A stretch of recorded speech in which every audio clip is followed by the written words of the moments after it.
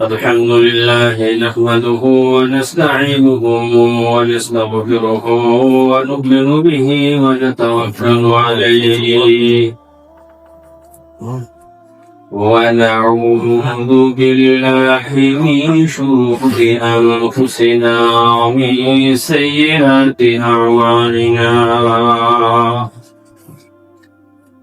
من يهد الله فلا مضل له ومن يضلله فلا هادي له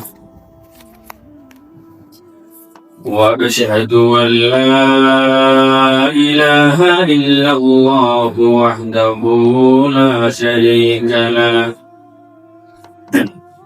ونشهد أن سيدنا وسندنا ونبينا وشفيعنا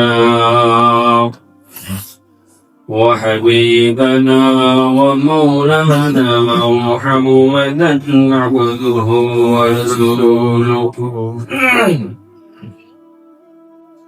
أرسله الله تعالى بالحق بشيرا ونذيرا وداعيا إلى الله بإذنه وسراجا منيرا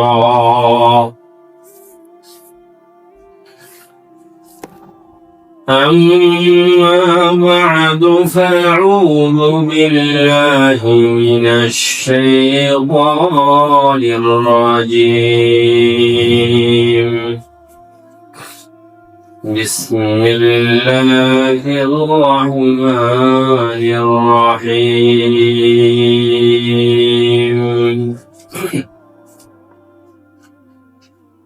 يا أيها الذين آمنوا لا تأكلوا أموالكم بينكم بالباطل إلا أن تكون تجارة عن تراض منكم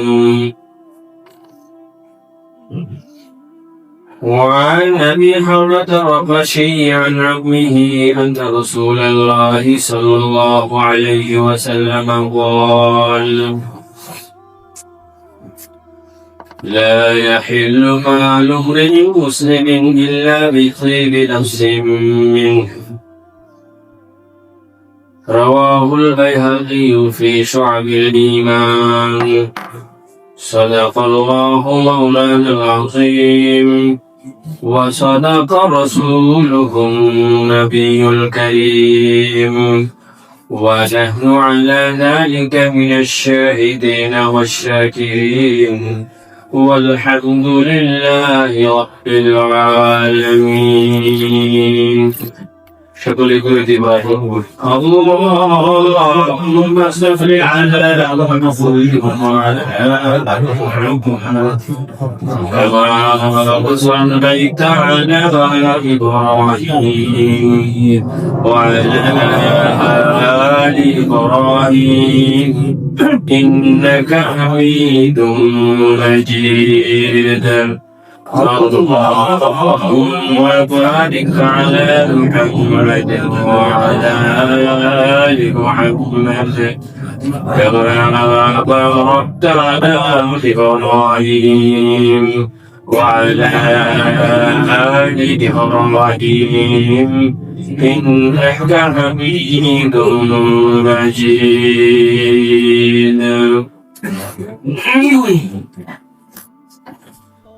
আলহামদুলিল্লাহ আল্লাহ পাকের দরবারে লাখো কোটি শুকরিয়া যে মহান আল্লাহ রাব্বুল আলামিন আমাদেরকে মহব্বত করে পছন্দ করে মহল্লার হাজারো মানুষ থেকে বাছাই করে তার হুকুম পালন করার জন্য জুমার নামাজ আদায়ের জন্য আল্লাহ রাসূলের কথা বলার জন্য শোনার জন্য আগে আগে আল্লাহর ঘরে আসার জন্য তৌফিক দান করেছেন, এজন্য শুকরিয়া আদায় করি আল্লাহ।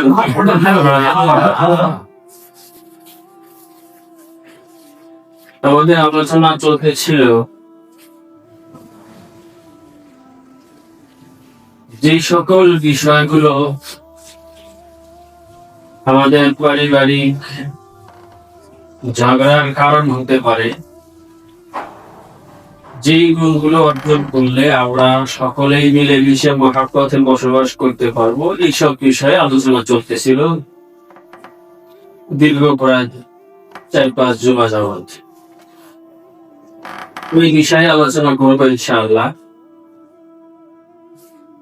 গত জুমাতেও আমি একটু ইঙ্গিত দিয়ে গিয়েছিলাম আগামী জুমায় কোন ব্যাপারে আলোচনা করব।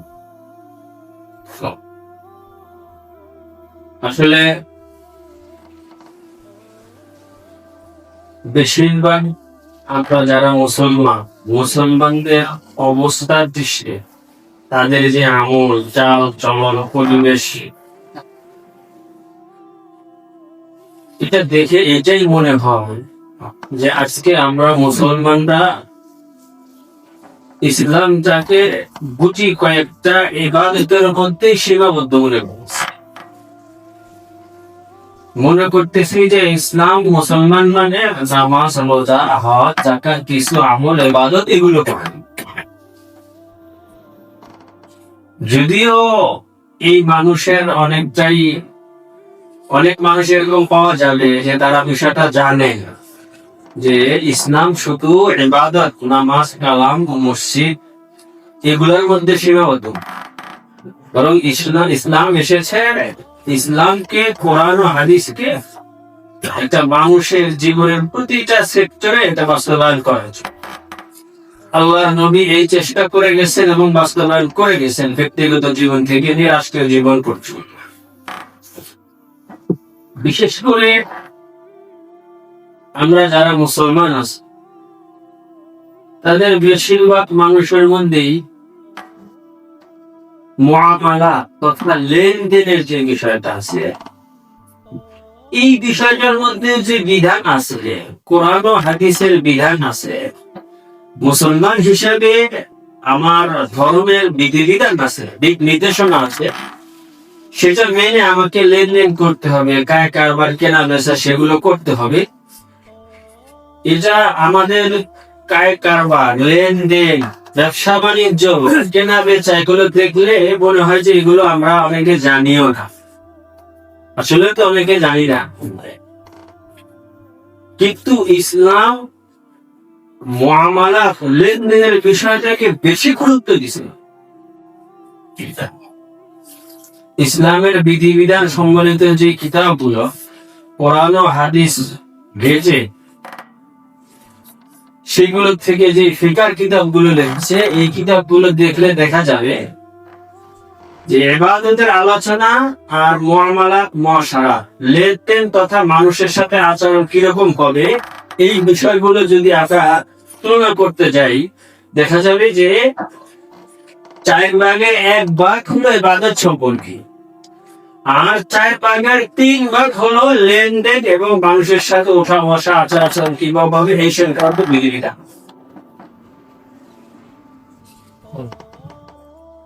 বড় একটা ফিকার কিতাব আছে, যেটা সব মাদ্রাসায় পড়ানো হয়, সবাই করে, আমরাও পড়াই করছি, পড়াইতেছি। এই কিতাবটা 4টা বলিয়ে বসে, 4টা খণ্ড আছে।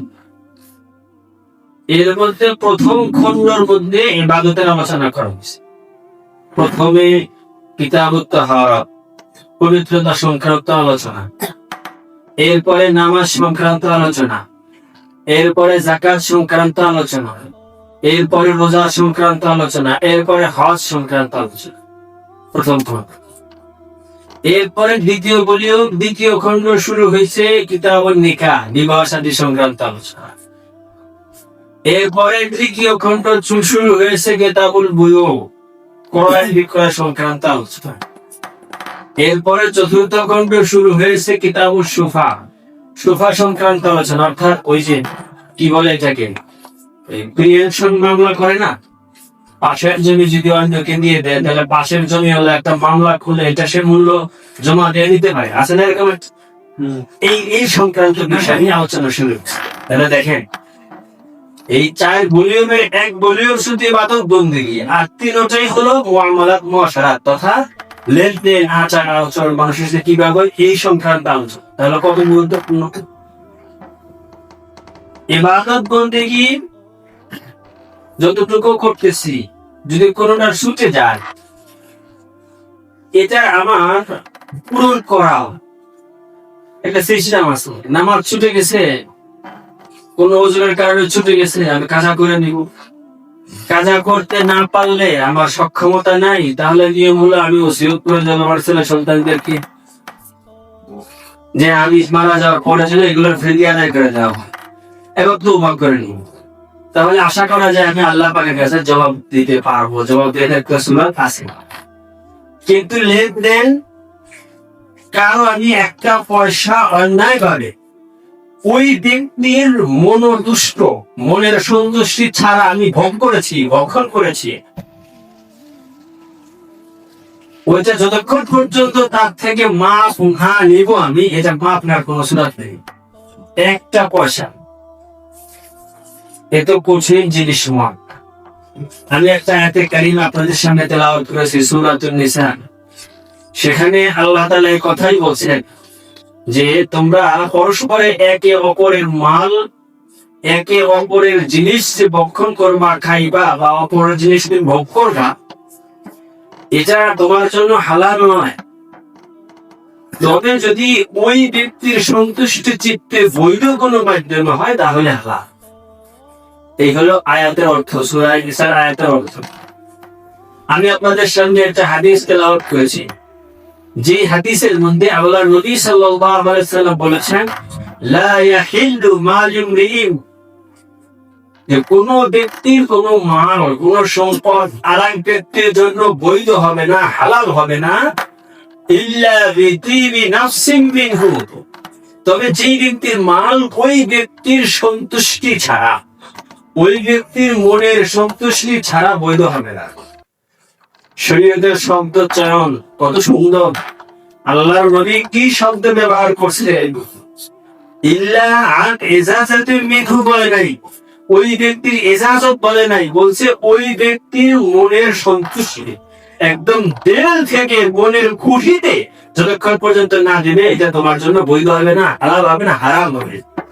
চাই সে তোমার ছেলে হোক, চাই সে তোমার বাবা হোক, চাই সে তোমার ভাই হোক, যদি তার সম্পদ তুমি 1 পয়সা ভোগ করো, তার মনের সন্তুষ্টি নেই, সামাজিকতার কারণে, সমাজের কারণে সে কিছু বলতেছে না, কিন্তু তুমি বুঝতে পেরেছো যে সে সন্তুষ্ট না, এবং তুমি তার মনের সন্তুষ্টির ব্যাপারে ইয়াকিন হও নাই, ওটা তোমার জন্য বৈধ হবে, ওটা তোমার জন্য খাওয়া হালাল হবে না, হারাম হবে।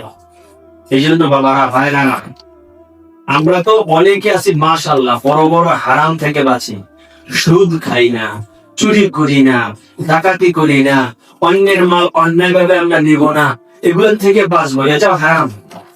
কিন্তু আরেকটা প্রকার আছে হারামের, যেটার থেকে আমরা অনেকেই বুঝিও না, বাঁচতেও পারি না। এই জন্য হাদিসের মধ্যে আসছে যে মানুষ আল্লাহ পাকের দরবারে আসমানের দিকে হাত উঠায়, হাত বলতে থাকে, ইয়া রাব্বি ইয়া রাব্বি, ওয়া মাশরাবুহু হারামুন ওয়া মালবাসুহু হারামুন ওয়া গুযিয়া বিল হারাম। বলে মানুষ খুব কষ্ট করে, খুব বিভিন্ন জায়গায় সফর করে, বিভিন্ন হজে বিভিন্ন জায়গায় সফর করে যায়, যাইয়া আসমানের দিকে হাত উঠাইয়া, মওলার দরবারে হাত উঠাইয়া ইয়া রাব্বি ইয়া রাব্বি করতে থাকে, চোখের পানি খালাইতে থাকে, অজরে কাঁদতে থাকে, কিন্তু তার পরনের কাপড়ের মধ্যে সামান্য হারামের মিশ্রণ ঢুকেছে, তার খাবারের মধ্যে সামান্য হারামের মিশ্রণ ঢুকেছে। তার দোয়াকে কবুল করা হয় না। আল্লাহ নবী বলছেন, আমরা তো খালি বলি দোয়া কবুল হয় না, দোয়া কবুল হয় না, কত দোয়া করি, কত দোয়া করি, কবুল হয় না, কিন্তু কারণ কি একটু ঘেটে দেখেছি? একটা হলো সরাসরি হারাম, যেগুলো থেকে মাশাআল্লাহ অনেকেই বাঁচা, এগুলো বাদ। আর একটা হলো যেগুলো আমরা হারাম মনে করি না, আমাদের অজান্তে সামাজিকতা দেখাতে গিয়ে বা বিভিন্ন কারণে আমাদের মধ্যে হারাম চলে আসতেছে, ওই হারাম নিয়ে আজকে আলোচনা। সাবধান থেকে আমাদের বাঁচতে হবে, নচেত ইবাদত বন্দেগী যাই করি না কেন এগুলা কবুল হবে না। এই জন্য আমি যে কথা, আমার কথা এবার আসেন এর সাথে আমি বলতেছিলাম যে গত জুমায় দাস দিয়েছিলাম যে আমরা যারা সংসারে আছি আমাদের প্রত্যেকের মালিকানা ভিন্ন ভিন্ন হতে হবে। অর্থাৎ সংসারের কোন জিনিসের মালিক কে এটা নির্দিষ্ট হতে হবে। আমার ঘরে যে জিনিসগুলো আছে এই কোনটা মালিক কে এটা নির্দিষ্ট হতে হবে। মালিকানা নির্দিষ্ট না হলে সমস্যার সৃষ্টি হবে। এই জন্য বড়রা এটা খুব খেয়াল করছেন, আমরা তো কিছুই খেয়াল করি না। আমার ভাইয়ের মালিকানাধীন সামান্যতম জিনিস যদি আমি খাই এবং আমার ভাইয়ের মনের সন্তুষ্টি না থাকে, সন্তুষ্টির চিত্তে সে না দেয়, মন থেকে তেল খুলে না দেয়, তাহলে ওটা আমার জন্য হারাম হইল, আমার জন্য হারাম। এগুলো বললে তো আমার অনেকেই ভাবে যে আরে ভাইয়ে ভাই এই সকল কথা কি বলে হুজুরে। শরীয়তের একটা মূল নীতি তাআশারু কাল ইখওয়ান আখওয়ান ওয়া তাআমালু কাল আজানিব, এটা শরীয়তের বড় মূল নীতি। বলে মুআমালা একদম সাফ হতে হবে, একদম পরিষ্কার হতে হবে, আর পোষা বসা ভাইয়ের মতো হবে, কিন্তু মুআমালা কাল আজানিব অপরিচিত লোকের মতো হবে। একজন অপরিচিত লোকের সাথে আমি লেনদেন করলে, কেনা বেচা করলে যেরকম একেবারে সব কিছু কমপ্লিট পুরো স্পষ্ট, কোনো অস্পষ্ট থাকবে না, এরকম ভাবে আমি আমার ভাইয়ের সাথে লেনদেন করলেও সব স্পষ্ট হতে হবে, পুরো মুআমালা স্পষ্ট হতে হবে। এই শরীয়তের মূলনীতি না মানার কারণেই আমাদের অনেক ক্ষেত্রে এইগুলো ঝগড়া পর্যন্ত পৌঁছায় দেয়, ফিতনা ফাসাদ হয়ে যায়, ভাই ভাই আজীবন কাটাকাটি থাকে, ভাই ভাই আজীবন ঝগড়া থাকে। এরকম দাদা হয়ে গেছে তাও বলে এরা দুই ভাই মিল ভাই, আসলে না এই সমাজের।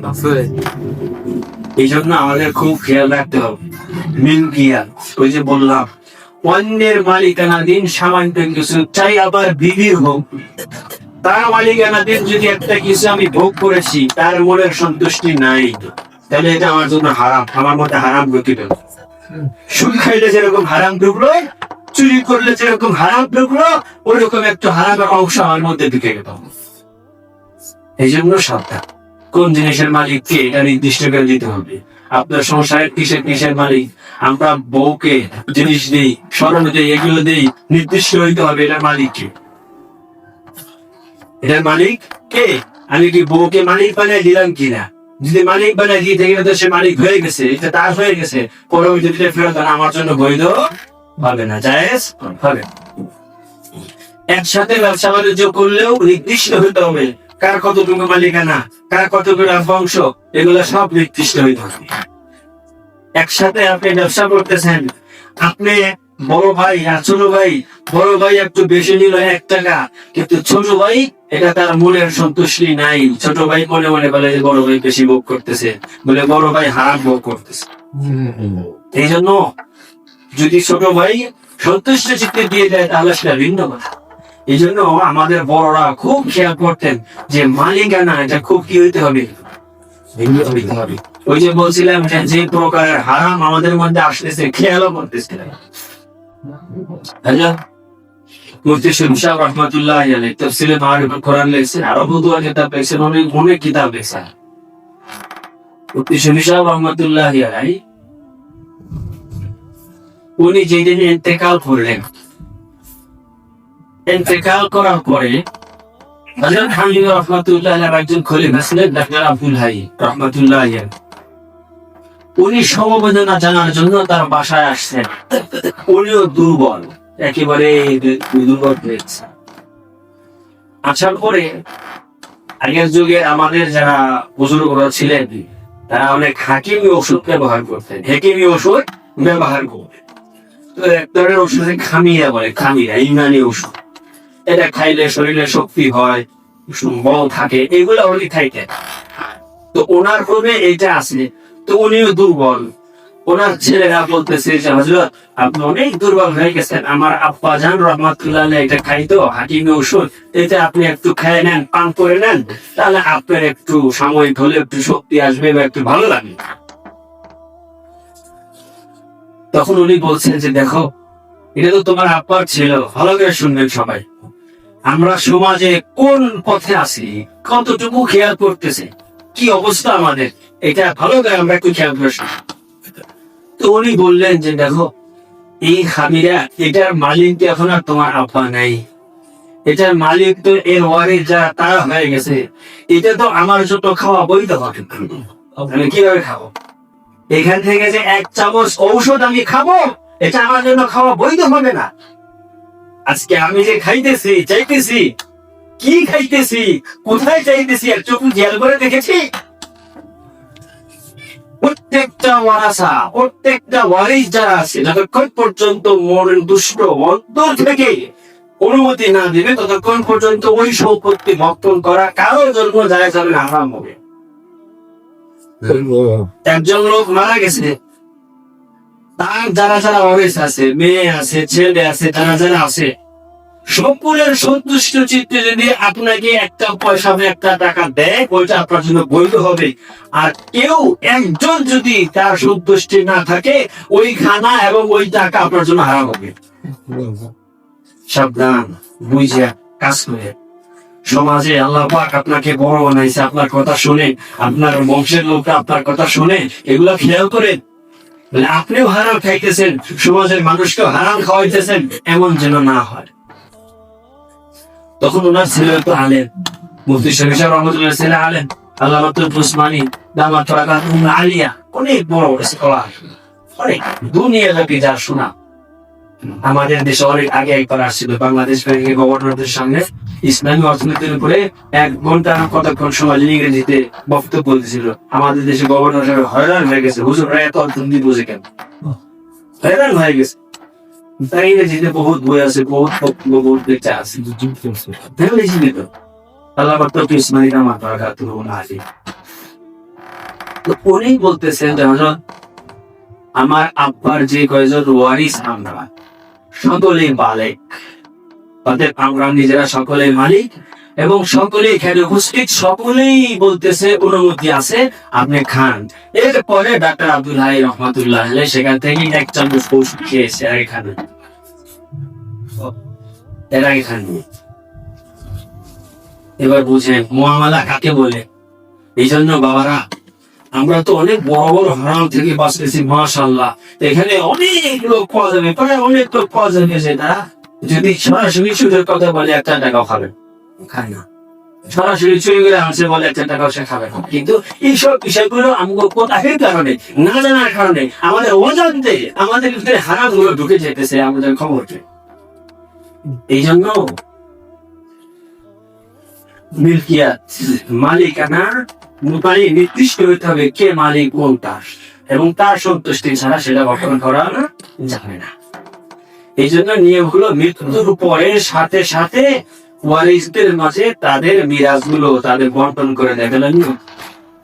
শরীয়তে যেমন, কিন্তু আমাদের চলতেছে, বড় ভাই কম যায় চলে গেছে, বড় ভাই চালাইতেছে, অথচ মেয়ে কোন জায়গায় আছে, তাদের তারাও এগুলোর মালিক, তাদের কোনো খবর নাই, তাদের কোনো জিজ্ঞাসা নাই, কোনো কিছুই নাই।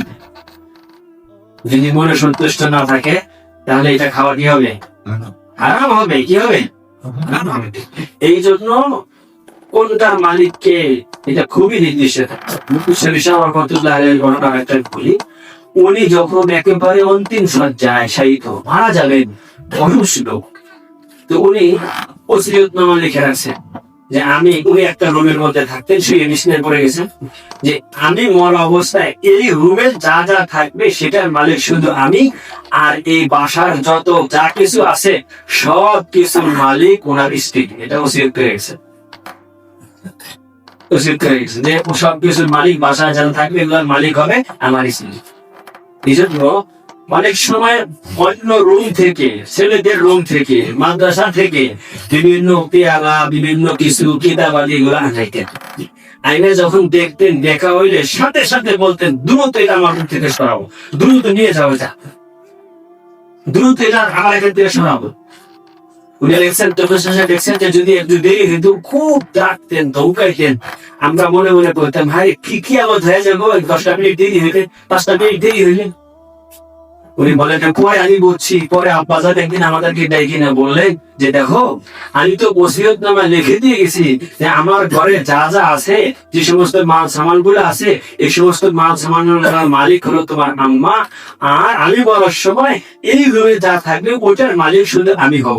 এই জন্য তোমাদের একটা জিনিস আমি আনলাম, মাদ্রাসায় একটা জিনিস আমি আনলাম, ওই অবস্থা যদি মারা যাই, আমার মৃত্যুর পর যদি ওসিয়তনামা খোলা হয়, ওসিয়তনামা খোলার পরে এই জিনিসটা আমার মনে করে তোমরা বন্টন করে নাও, আমার ওয়ারিসরা বন্টন করে নেয়, তাহলে তো আমার ওয়ারিসদের মধ্যে হারাম জিনিস ঢুকে গেল। এর জন্য আমি কারণ হইলাম, এই জন্য আমার রুমে কোনো কিছু আনলে দ্রুত আমার রুম থেকে সরাই দিবে, দ্রুত আমার রুম থেকে সরাই দিবে। আমি যে কথাটা বলতেছিলাম যে আমাদের মালিক এই জিনিসটা আমাদের একসাথে ব্যবসা করতেছে ভাইয়েরা, খোঁজ খবর নিয়ে দেখেন, খোঁজ খবর, আমি এটা বাস্তবতা বলতেছি, খোঁজ খবর নিয়ে দেখেন। একজনের বউ এটা নিয়ে সব সময় কি আছে ঝগড়া বাঁধার সাথে কি আপন মালিন্য আছে যে অমুকে বেশি ভোগ করতেছে, অমুকে বেশি খাইতেছে। না, এদিকে তো নাই, বাবা মারা যাওয়ার সাথে সাথে সবাই সমান ভাবে মালিক হয়ে গেছে। এখন একজন আর একজন থেকে যদি 1 পয়সা বেশি খায়, সে হারাম ভোগ করতেছে, হারাম খাই গেছে। এই জন্য শরীয়তের মাসলা এটা, বাবা মারা গেছে, হ্যাঁ সম্পর্ক থাকবে ভাইয়ের মতো, খুব মহাব্বতের সম্পর্ক হবে। আমি তাকে খাওয়াবো, আমার সন্তুষ্টি চিত্তে আমি তাকে দিব, তার ছেলে পেলেদেরকে দিব, এটা শরীয়তের নির্দেশ। কিন্তু সেপারেট হওয়া চাই, আলাদা হওয়া চাই, মিল্কিয়াত আলাদা হওয়া চাই, কে কতটুকুর মালিক এটা নির্দিষ্ট হওয়া চাই। যদিও বন্টন করতে কিছুদিন দেরি হোক, কিন্তু এটা নির্দিষ্ট হওয়া চাই। তাহলে কি হবে, পরবর্তীতে এটা ঝগড়ার রূপ নেবে না। নচেত আপনি একসাথে ব্যবসা ভাইয়েরা চালাইতেছে, বাবা ছেলে সন্তানরা করতেছে, যখন মারা গেছে, মারা যাওয়ার পরে ঝগড়া হয়ে যাবে। আত্মীয় স্বজনকে দাবি করবে যে আমি এত মেহনত করছি, এত খাটছি, আমি এই পাই, আমি সেই পাই, আমি এই পাই, আমি সেই পাই, ইত্যাদি দাবি। একটা বাড়ি করতেছেন, আপনার ওই ছেলে টাকা দিচ্ছে, আপনার অমুক ছেলে টাকা দিতে পারতেছে না, নির্দিষ্ট হতে হবে আপনার ছেলে কি জন্য টাকা দিতেছে, এটা আপনাকে কর্জ দিচ্ছে নাকি এরা কোনো বাড়ির অংশ সে নিবে, নির্দিষ্ট হতে হবে। এটা নির্দিষ্ট হয়ে যায়, আপনি দুনিয়া থেকে চলে যাওয়ার পরে আপনার সন্তানদের মধ্যে কোনো মুখ কালাকালি হবে না, আপনার সন্তানদের মধ্যে কোনো ঝগড়া বিবাদ হবে না।